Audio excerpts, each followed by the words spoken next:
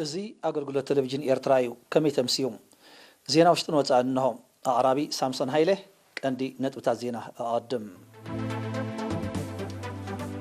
اب زوبع سباست هانص استات 100 تحت ارص مسنو اب حرشاو لمعات عاب استواصو يغبرالهم ማእከል ሙያዊ ስልጠና ሰራሕተኛታት ምጽዋዕ ብዝተፈላለዩ ዓውደ ሙያታት ዘሰልጠኖም 154 ሰራሕተኛታት ተመሪቖም ኣብ ዞባ ሰሜናዊ ቀይሕ ባሕሪ ኩብኩብታን በጣም ድረበዳን ምጥፋእ ኣድማዕ ስራሕ ተዓሚሞም ኣሜሪካን ህንድን ወተሃደራውን ጸጥታውን ዝምድናን ከደንፋዓት ሰማሚዐን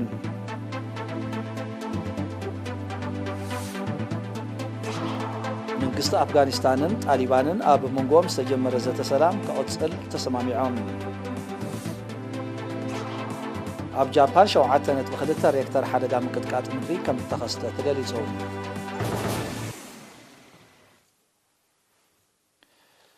ኣብ ዞባ ዓንሰባ ዝተሃንጸ ኣስታት 100 ትሕቲ ቅርጽ መስኖ ኣብ ሕርሻዊ ልምዓት ዓቢ ኣስተዋጽኦ ይገብር ከም ዘሎ ተገሊጹ ወኪል ሪና ተስፋንኪኤል ገብረየስን ዘዳለዎ ዜናዊ ጸብጻብ ዳናይት ገብረ ህይወት ከተቅርበያ ኣብ ዞባ ዓንሰባ ዝተሃንጻ ኣስታት 100 ትሕቲ ቅርጺ መስኖ ኣብ ምዕባል ሕርሻዊ ልምዓትን ምኽዕባት እቶታውነትን ዓቢ ኣስተዋጽኦ ይገብር ከም ዘሎ ኣብ ጨንፈር ሚኒስትር ሕርሻ ሓላፊ ዕቃበ ሓመድን ማይን ልምዓት መስኖን ኣቶ ዘርኣይ ኖር ምስ ኤሪና ኣብ ዝገበሮ ቃለ ምሕተት ገሊጹ ቅድሚ ናጽነት ኣብ ውስን ከባቢታት ንኡዞባታት ከረን ዒላ በርዕድን ዓተከሌዛንን ዝተዋደደ 20 ናይ መስኖ ትሕቲ ቅርጺ ጥራይ ከም ዝነበረ ዝጠቐሰ ኣቶ ዘርኣይ ኣብ ዝሓለፈ ናይ ናጽነት ዓመታት ኣብ ዝመዳይዚ ብእተገብረ ወፍሪ ኣብ ኩለን ንኡዞባታት ዝተዘርግሐ 80 ተወሳኺ ከም እተሰርሐ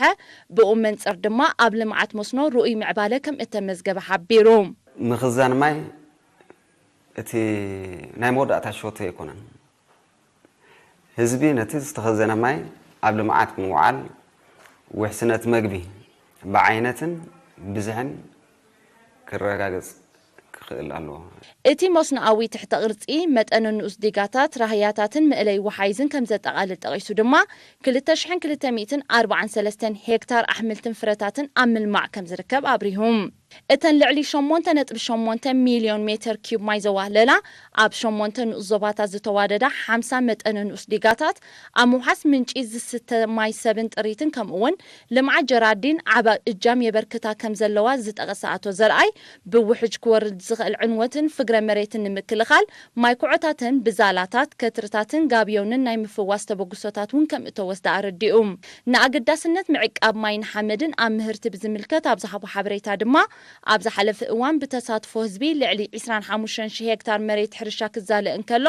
ካብ ጠቕላላ ማይ ኩዕታት እቲ 154000 ሄክታር ከም እተፈወሰ በዚ እውን እቶት ዘራእቲ ካብ 40 ክሳብ 60 ሚእታዊት ዕቤት ከም ዘመዝገበ ኣነጺሩ ናይ ሕርሻ መሬት ኣስታት 25000 ሄክታር ተሰሪሕ ማለት እቲ ዓይነት ተሰሪሕ ዘሎ ንጥፈታት ድማ مسرح مترباو زالا بإمني مسرح مترباو زالا بحمد مسرح فناجو زالا مسرح كتري مدماد مريت مسرح جرف مسرح كتري بقابيون مالت متأن نؤس ديغاتات قلطفن بدبتي ملأ مهلاون إذا خا كاب قند بدهوتات معقاب ماين حمدن سلا زخونه مفواس ماي كعدات بزل على كدفاع المخانو كابتج انفرز ترخب حبريتا افريطوم مخزان ماي እቲ ናይ መወዳእታ ሾቶ ይኮነን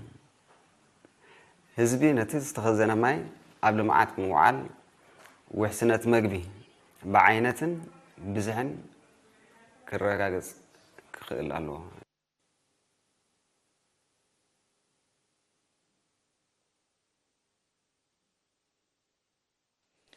ሃገራዊ ኮንፌደሬሽን ሰራሕተኛታት ኤርትራን 7 ዋርሕ ኣብ ማእከል ሙያዊ ስልጠና ሰራሕተኛታት ምጽዋዕ ዘሰልጠኖም 154 ሰራሕተኛታት ተመሪቖም ወኪል ሪና ደምሳስ ጸጋይን ዘዳለዎ ጸብጻብ ገር መስቀል ገረዝጊህር ከቅርቦ እዩ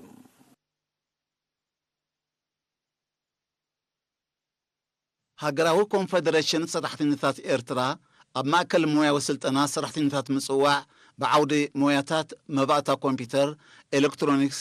ኤሌክትሪሲቲ ስርዓተ መውዓይን ምዝሓልን ኮምፒውተር ኔትወርኪንግ ከምኡውን ጽርበት ዕንፀይትን ሓጺንን ዘሰልጠኖም ካብ 42 ትካላት ዝተዋጽኡ 44 ደቂ ኣንስትዮ ዝርከብኦም 154 ሰራሕተኛታት ብ18 መጋቢት ኣመሪቑ ኣብቲ ዋና ጸሓፊ ሃገራዊ ኮንፈደሬሽን ሰራሕተኛታት ኤርትራ ኣቶ ተኸስተ ባይረ ዝተረኽበሉ ስነ ስርዓት ምክትል ዳይሬክተር ናይቲ ማእከል ኢንጂነር ኣኽሊሉ ኣስመሮም ሃገራዊ ኮንፈደሬሽን ሰራሕተኛታት ኤርትራ ኣብቲ ብደረጃ ሃገር ልዑል ኣቓልቦ ተዋሂቡ ዝስርሓሉ ዘሎ ህንፀት ሞያዊ ዓቕሚ ዜጋታት ምቕሉል ተርእዮ የበርክት ከም ዘሎ ጠቒሱ ማእከል ሞያዊ ስልጠና ሰራሕተኛታት ምጽዋዕ በብዓመቱ ኣብ ዝህቦም ስልጠናታት ዓበይቲ ምዕባለታት የመዝግብ ከም ዘሎ ገሊጹ እቲ ማእከል ንጥፈታቱ ብሰለስተ ዓውዲ ሞያታት ከም ዝጀመረ ኣብዚ እዋን እዚ ግና ብሸውዓተ ዓውዲ ሞያ ስልጠናታት ንምሃብ ኣብ ዝኽእል ደረጃ በፂሑ ምህላው ዝገለጸ ኢንጂነር ኣኽሊሉ ኣብዚ ሳልሳይ ዙርያ ሞያዊ ስልጠና እቲ ማእከል ምዝተፈላለዩ መሻርክቲ ብምትሕብባር ዘመናዊ መሳርሕታት ዓጢቑ ዓይነታዊ ስልጠናታት ክህብ በቂዑ ከም ዘሎ ኣረዲኡ ወኪል ሰልጠንቲ ብጊዳኣ መማህራን ኣብ ኣጠቓቕማ ግዜን ምትሕላፍ ፍልጠቶምን ዘርኣይዎ ልዑል ተገዳስነት ከምኡውን ብሰልጠንቲ ዝተንጸባርቐ ፍልጠት ክትቀስም ናይ ምድላይ ሓያል ባህጊ ኣብ ምዕዋት ስልጠና ዓብዪ ተራ ከም ዝነበሮ ብምጥቃስ እቲ ብክለስ ሓሳብን ግብርን ዝተዋህበ ትምህርቲ ዝያዳ ኣብ ግብራዊ ስራሕ ዝጸቐጠ ብምንባሩ ኣብ መደባት ልምዓት ዘይነዓቕ ኣበርክቶ ከም ዝህልዎ ኣብሪሃ ኣመሓዳሪት ዞባ ሰሜናዊ ቅሕ ባሕሪ ወይዘሮ ኣስምረት ኣብርሃ ኣብ ዘስምዐቶ መዛዘመ ቃል መደባት ምንጋስ ማሕበራውን ቁጠባውን ፍትሒ ኣብ ሸቱኡ ንምብጻሕ ምሕያልን ምብራኽን ኣካደምያውን ሞያውን ዓቕሚ ዜጋታት ብፍላይ ድማ መንእሰያት ዓብዪ ቦታ ተዋሂቦ ይስራሓሉ ከም ዘሎ ብምጥቃስ ብማእከል ሞያዊ ስልጠና ሰራሕተኛታት ምጽዋዕ ዝካየድ መደባት ስልጠና ኣካል ናቱ ከም ዝኾነ ኣረዲኣ ኣብቲ ስነ ስርዓት ንጥፈታት ሰልጠንቲ ብቪድዮ ንዕድማት ክቐርብ እንከሎ ሰልጠንቲ ኣብ እዋን ስልጠና ዝሰርሕዎ ናውቲ ብመልክዕ ኤግዚቢሽን ንምርኢት ቀሪቡ ማእከል ሞያዊ ስልጠና ሰራሕተኛታት ምጽዋዕ ካብ 2017 ኣብ 3 ዙርያታት ካብ ዝተፈላለያ ትካላት ዞባ ሰሜናዊ ቅሕ ባሕሪ ንዝተዋፅኡ 462 ሰራሕተኛታት ኣሰልጢኑ ኣሎ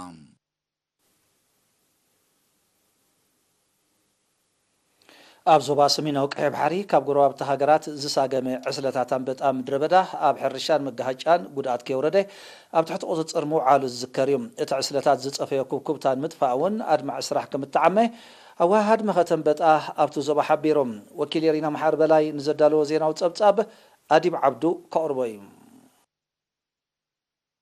ኣብ ዞባ ሰሜናዊ ቀይሕ ባሕሪ ካብ ወርሒ ነሓሰ 2020 ካብ ጎረባብታ ሃገራት ዝኣተወ ዕስለታት ኣንበጣ ምድረ በዳን ንሱ ዝፀፈዮ ኩብኩብታን ንምጥፋእ ክካየድ ዝፀንሐ ስራሕ ብዓወት ከም ተዛዘመ ኣዋሃድ መኸተ ኣንበጣ ኣብቲ ዞባ ኣቶ ተስፊት ገረዝጌር ሓቢሮ እቲ ዝተረኣየ ወራር ኣንበጣ ብብዝሒ ማዕበላቱ ፍሉይ እኳ እንተነበረ ተገይሩ ብዝፀንሐ እኹል ምድለዋትን ኣብ ምጥፍኡ ዝተረኣየ ሓያል ምውሃድ ምምሕዳራት ሓይልታት ምክልኻልን ሞያውያንን ኣብ ሕርሻን መጋሃጫታትን ጉድኣት ከይወረደ ከም ዝፀፍአ ዝጠቐሰ ኣቶ ተስፊት ፀፊዎ ዝኸደ ኩብኩብታ ንምቁፅጻርን ንምጥፋእን እውን ኣብ ንኡስ ዞባታት ገልዓሎ ፎሮ ሽዕብን ኣፍዓበትን ኣድማዕ ዕማም ከም እተሰላሰለ ገሊፆም ኣንበጣ ካብ ጎረባብቲ ሃገራት ካብ ወርሒ 8 እዩ እቲ ስራሕ ጀሚሩ ስጋብ ሕጂ ከዓኒ ብቐጻሊ ስጋብ ሕጂ ተጸሚድና ፀሕና ማለት እዩ ስራሕ እዚ ነዚ ንምቁፅጻር ከዓኒ ብ4 ነቁጣታት ማለት ኣብ ፎሮ ኣብ ማሂመት ኣብ ጋሌም ሓሊብ ኣብ ሽዕብ 4 ነቁጣታት ተገይረን ኪላታትን መካይንን ዕጥቅታቶምን ሒዞም ክከታተሉ ፀኒሕና ማለት እዩ ተራ ናይ ሓረስቶት ኣብ ምሕባር ድዩ ዓጢቅካ ኣብ ምንጻግ ድዩ ብፍላይ ናይ ሰራዊት ከዓኒ ከምኡ ብጣዕሚ ጽቡቕ ነይሩ እዚ ብተወደበ ገባቢ ዝኸይድ ነይሩ ብላ ሃገር ብሓቂ ውፅኢታዊ ስራሕ እዩ ከምኡ እንተዘይኸውን ከዓኒ እዚ መፅ ዝነበረ ማዕበላት ዝበብ ግዜ ዝሓልፍ ነበረ ዝመፀና ዝነበረ ማዕበላት ክንምክቶ እውን ኣይምኽኣልናን ሓንቲ አንበጣ ክሳብ 300 ቃቆሖ ክትፀፍእ ስለ እትኽእል ብፍላይ ኣብ ምድረ በዳዊ ጎላጉል ንኡስ ዞባ ሽዕብ ሰፊሕ ዝርግሐ ዝነበሮ ኩብኩብታ ከም እተረኣየ እንተኾነ ግን ምስተገብረ ምክትታልን ኮለላታትን ምቁፅጻሩ ከም እተኽኣለ ኣቶ ተስፊት ብተወሳኺ ኣብሪሆም ድሕሪ እዚ ምዝዛምና ናብ ናው ዘመሳርሕታትና ናብ ንዓተን ከነዋደኝ ማለት እዩ ናብ ምፅጋን ድሮ እውን ብዙሓት ፀጊና ኣለና እቲ ዝተረፈና ከነፃፊና ከምኡ ኣፍልጦ ናይ ህዝቢ ብዛዕባ ኣንበጣ ዘለዎም ኣፍልጦ ንዑ ኣፍልጦም ንምዕባይ እውን ገለገለ ስጓሳት ክንገብር ከም መድረኽ ሒዝና ኣለና ክኢላ ምክልኻል ቡቕሊ ኣብ ንኡስ ዞባ ሽዕብ ኣቶ ሓሰን ጅምዕ ኣብ ዝሃቦ ሓበሬታ ካብ ወርሒ ነሓሰ 2020 ጀሚሩ ኣብ ጎላጉል ሓስመት ድርባቦ ወቂሮን ጋድም ሓሊብን ተደጋጋሚ ማዕበላት ወራር ኣንበጣ ምድረ በዳ ኣጋጢሙ እኳ እንተነበረ እኹል መድሃኒት መሳርሕታትን ዓቕሚ ሰብን ድሉ ብምጽንሑ ኣብ ሓፂር ግዜ ንምቁፅጻሩ ከም እተኽኣለ ኣነፂሮም ብፍላይ ኣብዛ ዓመት እዚኣ ካብቲ ዝመፀሉ ዝነበረ ንቡር ግዜ ኣቀዲሙ እዩ መጺእና ካብ ዕለት 24 ወርሒ 8 ተጀሚሩ ክሳብ ዛሎም ዕለት ንዘራርበላ ዘለና ኣብ ስራሕ ኢና ዘለና ሕጂ ድሮ ከማን አልሐምዱሊላህ ኣብ መዛዘምታ መጽራያቱ ኣሙት ታጋጽና ኢና ነብል ዘለና አቶ ሐሰን ወሲኹ ብዝዋን እዚ ምስ ወቕቲ ሃሩር ሓድሽ ኩብኩብታ ናይ ምርኣይ ተኽእሎ ትሑት እኳ እንተኾነ ኮላታት እናካየድካ ነቲ ሓደጋ ብኣጋ ምክትኡ ግን ወሳኒ ስለ ዝኾነ ብዕቱብ ክስራሕ ምዃኑ ሓቢሮ ምምሕዳር ንዞባ ድባርዋ ብ17 መጋቢት ኣብ ዘካየደ ርክብ ገስጋስ ናይቲ ኣብ 2020 ክትግበር ዝተወጠነ ልምዓታውን ምምሕዳራውን መደባት ገምጊሞም ኣብቲ ሓለፍቲ ኣብያተ ጽሕፈት ሚኒስትርታት ሃገራውያን ማሕበራት ከምኡን ኣመሓደርትን ኣነባበርትን ከባቢታት ዝተረኽብሉ ኣብ ከተማ ድባርዋ ዝተካየደ ገምጋም ኣመሓዳርቲ ንዞባ ኣቶ ፕሮወንጌል ተክለ ሃይማኖት ኣብ ዘቕረቦ ጸብጻብ ብትራክተርን ኣብዑርን ተሓሪሱ ካብ ዝተዘርአ ኣስታት 24000 ሄክታር እቲ 82 ሚእታዊት ምህርቲ ክሕፈሶ እንከሎ ዝተረፈ መሬት ግና بواحد زنابن كالئ مغنياتاتن أتوت كم زي ترخبو حبيروم عدتات الزاول صنعته عد خنيئلن شعاتن 8 دق انستيون زركبوم 344 زيغاتات مريت إساهم التعدله زغلص أتفر وانجيل ابز عامت زي اب عدتات قبر قلاي عد واطوت عد نهباي عد قرد عد حربو كساد دعرون عد بليحن ناي معدال مدب كم زل غليصوم بزي كازي اب مدبر طعنا عد فلسطي هنصا مصبي نفس صورات يسرح كم زلو اب مدبر طعنا عد بزحنس دما مصبي نفس صورات مسرح مدب كم زل زحبره اتفر وانجيل زي بكماو تساتفو السلاسل زلو مدبات اب محاست عنا زيغاتات بحفشه عنا ديتاتن هصاراتن كاب فلاي لعل استواصو خم زلو بريهم نوفراتات معقاب ماين حمدن بزملكت اب زحلف عامت أجمع نطفتات كم التسلاسله أبزع متزد ما بزبلت أي نمط سالو مدلوات تغيرو كم زلو بريهم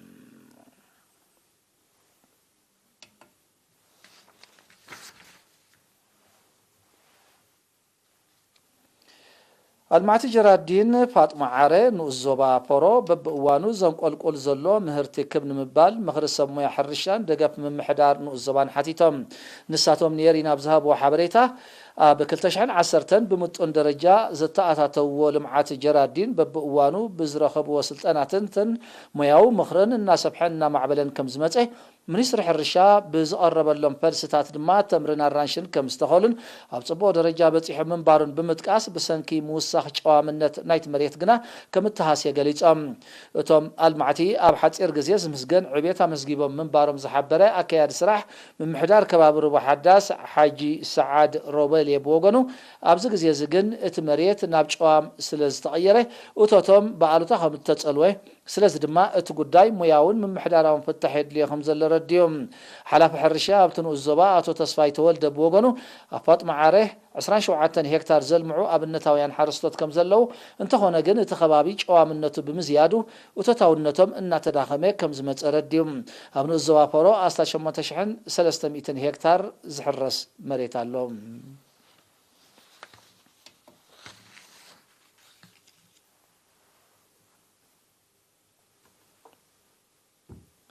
كبرات عزبتنا السعب اهقراو زينايو مكتالكم تقصلو دقيمنا بخبري نعدم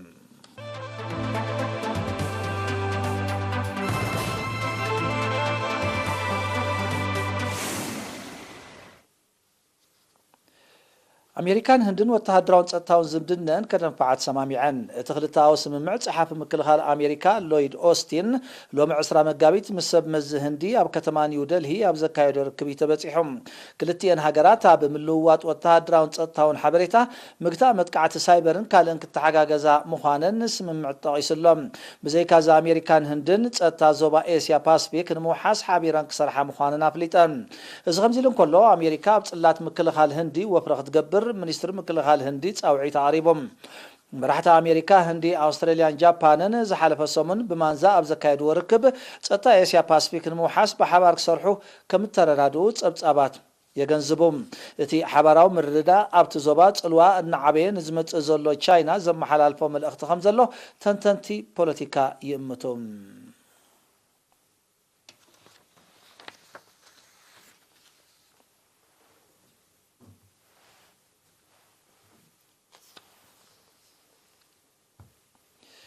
መንግስት አፍጋኒስታንን ጣሊባንን ኣብ መንጎኦም ዝተጀመረ ዘተ ሰላም ከቅጽል ከም ተሰማምዑ ሓቢሮም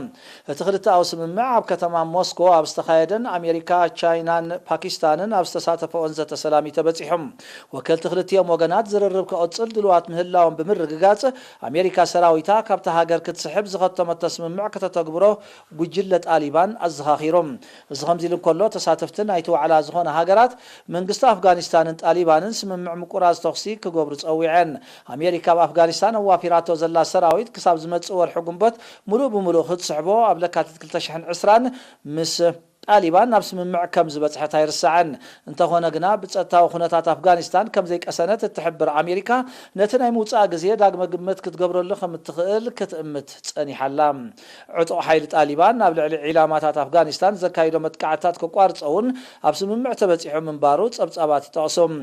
እቲ ዕጡቕ ሓይሊ ግና መጥቃዕትታቱ ብሰፍሒ መልክዑ ይቕጽሎ ከም ዘሎ ናይ ቀረባ ተዓዘብቲ ይገልጾም በዚ ድማ ተግባራውነት ናይቲ ስምምዕ ኣብ ምልክት ሕቶ ኣትዩ ከም ዘሎ ምስ ኩነታት ኣፍጋኒስታን ቅርበት ዘለዎም ወገናት ይሕብሮም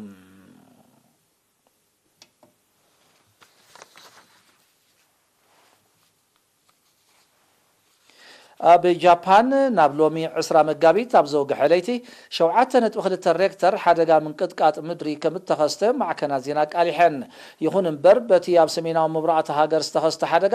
ዝወረደ ሰብኣዊ ይኹን ንዋታዊ ክሳራታት ከም ዘየለ ሰመዝቲ ሃገር ኣፍሊጦም እቲ ምንቅጥቃጥ ሓደጋ ሱናሚ ከየስዕብ መጠንቀቕታ ተመሓላሊፉ እኳ እንተነበረ ጸኒሑ ግና ከም እተላዕለ እቶም ሰበስልጣን ሓቢሮም እቲ ሓደጋ ኣብ ተቐድሚ 10 ዓመታት ምንቅጥቃጥ ዘጋጠመሉ ከባቢታት ብምኽሳቱ ኣብ ልዕሊ ህዝቢ ተሃገር ከቢድ ስንባደ ከም ዝፈጠረ ተገሊጾም በቲ ኣብ ወርሒ መጋቢት 2011 ኣብ ግማግም ማያት ጃፓን ዝተኸስተ 9 ሬክተር ምንቅጥቃጥ ምድርን ንሱ ዘሰዓቦ ስናምን ኣስታት 16,000 ሰባት ከም ዝሞቱ ናይ ሽዑ ጸብጻባት የረዶም ብሰንኪ ሓደጋ ልዕሊ 360 ቢልዮን ዶላር ዝግመት ቁጠባዊ ክሳራታት ከም ዝወረደውን እቶም ጸብጻባት ብተወሳኺ ይሕብሮም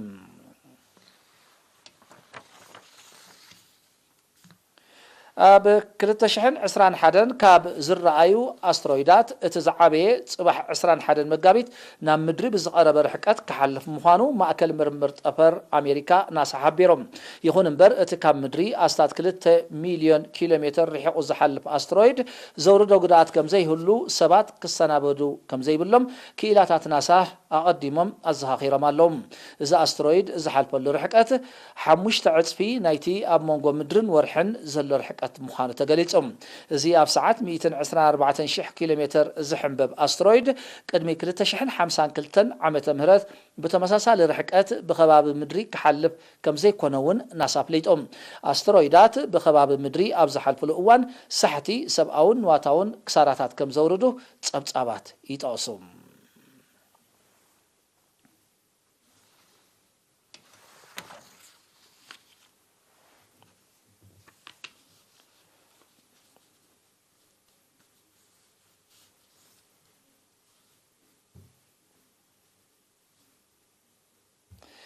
ኣሜሪካን ቻይናን ብ19 መጋቢት ኣብ ኣላስካ ከተማ አንኮሬጅ ዘካየዶ ቀጥታዊ ርክብ ላዕለዎት ሰብ መዚ ፍልልያተን ኣብ ምጽባብ ኣስተዋጽኦ ከም ዘይገበረ ሓቢሮም ኣብቲ ዋዕላ ዝተሳተፉ ሚኒስተራት ጉዳያት ወፃኢ ኣሜሪካን ቻይናን በብወገኖም ኣብ ዝሃብዎ መግለጺ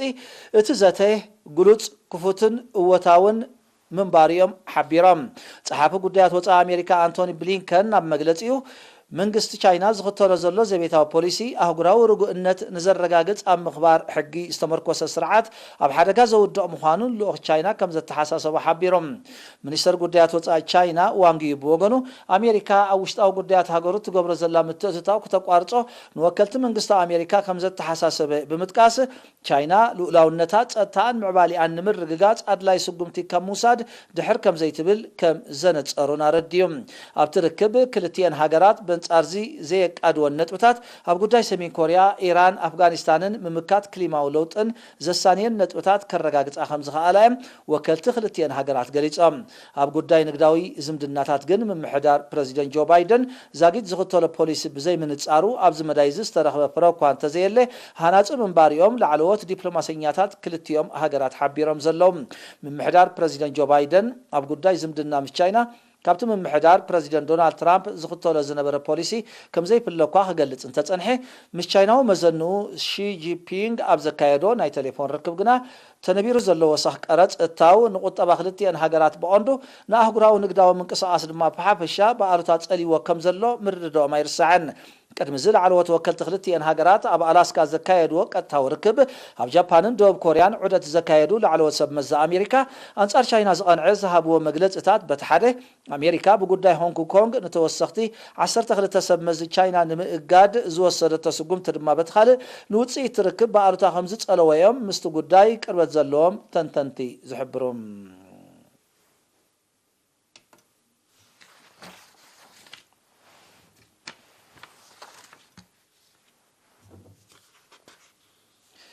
ናይ መወዳእታ ዜና ኣብ ምብራቃዊ ገማግም ኣውስትራልያ ንመዓልታት ብዝወቕዐ ብርቱዕ ዝናብ ሰፊሕ ክፋል ከተማ ሲድንን ከባቢኣን ከም ዘዕለቕለቐ ተቓሊሖም እቲ ብብርቱዕ ንፋስን ማዕበል ባሕርን ዝተሰነየ ዝናብ ዝዓብለሎ ኩነታት ኣየር ኣብ ገማግም ክፍለ ሃገር ኒው ሳውዝ ዌልስ ንዋታዊ ዕንወት ከም ዘውረደን ጠንቂ ምቁራፅ ኣገልግሎት ኤሌክትሪክ ከም ዝኾነን ተገሊጾም ክሳብ ምዝዛም ናይ ሰሙን እዚ ኣብ ከተማ ሲድንን ከባቢኣን ካብ 100 ክሳብ 300 ሚሊሜትር ዝናብ ክወቅዕ ምዃኑ ዝእምት ትንቢት ኩነታት ኣየር ከም ዘሎ ዝጠቅስ ሓበሬታ ሜትሮሎጂ ብምህላው ሓፅብታትን ካልእ መኸዘን ማይን መሊኡ ክፈስስ ከም ዝኽእል ዝግለጽ ዘሎ እቲ ሓያሎ ኣባይቲ ትሕቲ ቅርፂ መጓዓዝያን ካልእ ንዋታውን ኣከባቢያውን ዕንወት ኣውሪዱ ዘሎ ባህርያዊ ሓደጋ ስጋኣቱ ገና ከም ዘይተቐንጠጠ ዝገልጹ ሰብ መዚ ሲቪላዊ ድሕነት ኣውስትራልያ ነበርቲ ከተማ ሲድኒ ብዝተኸኣለ ካብ ኣባይቶም ከይወፁ ኣብቲ ኣፋፍ ከባቢታት ዝርከቡ ድማ ናብ ውሑስ ቦታ ክጉዕዙ ትእዛዝ ኣመሓላሊፎም ኣለዎም ልዕሊ 3/4 ናይቲ 25 ሚልዮን ምዃኑ ዝግለጽ ህዝቢ ኣውስትራልያ ኣብ ዝቕመጣ ክፍለ ሃገር ኒው ሳውዝ ዌልስ ካብ ምጅማር ናይ ዝወርሒ መጋቢታት ሒዙ ክብረ ወሰን ዝሓዘ ዝናብ ከም ዝተመዝገበ እዩ ዝግለጽ